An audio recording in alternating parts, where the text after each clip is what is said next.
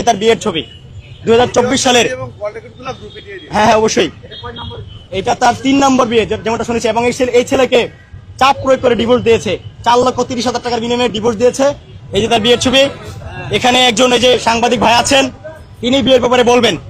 বিয়েটা তিনি জানেন, তিনি বিয়েটার ব্যাপারে জানেন, তার উপস্থিতিতে বিয়ে হয়েছে, তিনি এটির প্রত্যক্ষদর্শী। না না, আপনারা বলতে হবে। বিয়ের ব্যাপারে উনি অবগত আছেন, উনি সব জানেন, উনি বলবেন। উনাকে নিয়ে গেছেন প্রাণ দেওয়ার সময়। এই যে তার হাজবেন্ডের সাথে আমার 17 মিনিটের কল রেকর্ড, আমি তার সাথে ফেসবুকে কথা বলেছি, তার নাম্বার আমার কাছে আছে, তার আইডি লিঙ্ক আমার কাছে আছে, আপনারা চাইলে আপনারা নিতে পারেন।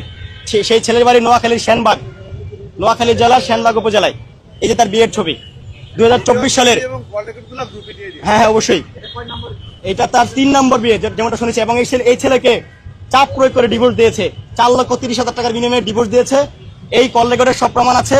এবং সেই টাকা দিয়ে সে মোবাইল ফোন কিনেছে, স্যামসাং S25 আলট্রা, যে মোবাইল নিয়ে খুব শো অফ করেছে।